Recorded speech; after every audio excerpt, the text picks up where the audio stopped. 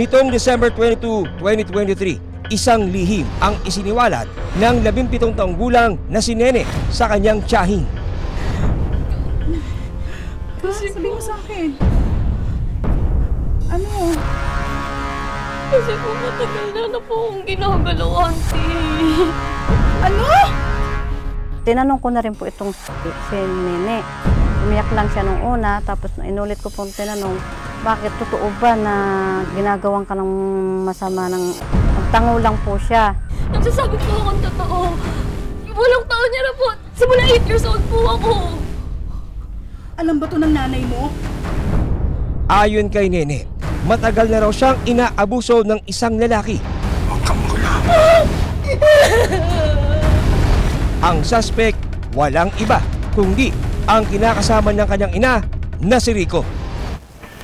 Kwento pa ng dalagita sa kanyang tita Mirna, 9 na taong gulang siya nang unang gahasain ng amain.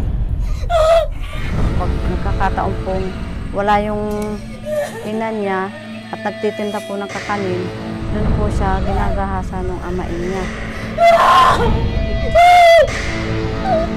Sa gabi po kasi siya nangingisda eh. May panahon rin daw na dinala siya ng amain sa masukal na gubat at doon pinagsamantalahan. Bis ka na. Baka maputong tayo. Ano mo? Dala mo!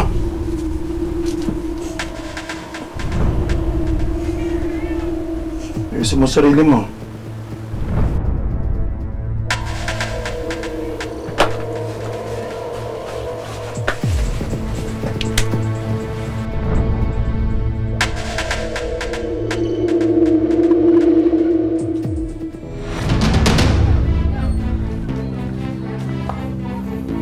Sa parteng kanan po doon po yung pinakaandaungan po. Ito naman po yung part ng Palaisdam po. Papunta po doon sa Kakahuyan po. Napakalawak po ng lugar at kukunti po ang tao dito. Na kung meron mang gagawin po ay hindi nyo pong papansin na may tao po pala doon sa parteng Kakahuyan. Ayon sa investigasyon ng mga pulis, may mga pagkakataong isinasama ni Rico sa laot si Nene. One, yung mga timbalagyan mo na rito. Sumakay ka na rito sa bangka. Oh, sumakay ka na. Sige na, makinig ka na sa tatay Rico mo. Nay, sama na lang po ako kaya sa inyo. Nene, alam mo naman malayo pagdalakwa ng nanay mo eh. Mahirapan nanay mo, di ba mahal? Oo nga. Sige na at malayo pa kasing lalakarin ko. Sige na, sumakay ka na.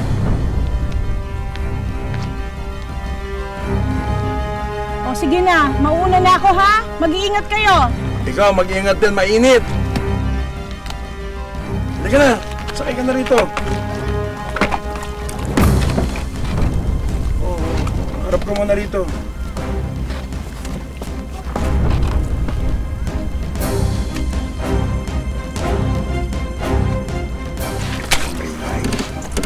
Sandali lang po. Halika. Halika. Huwag po. Mula gubat hanggang sa laot, walang pinalampas daw ang amain.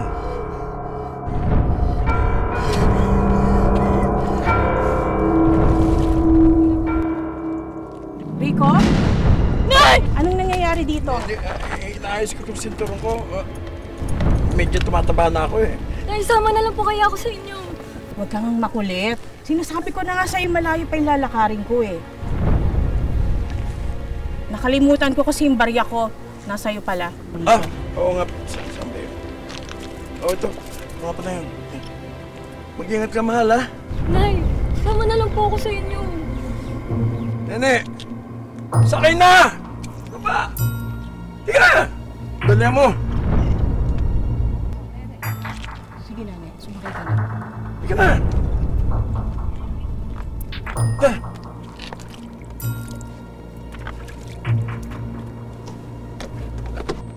Mga 12-year-old na siya.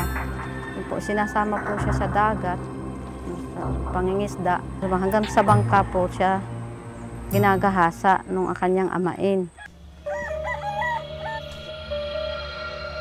Nay, may sasabihin po sana ako sa inyo. Ano yun, anak?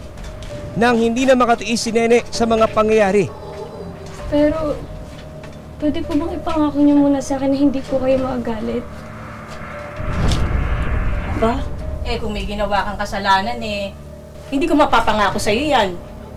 Nagsumbong na siya sa kanyang inang si Gina. Si Tatay Rico po kasi... Oh, ano meron sa Tatay Rico mo? Kasi po...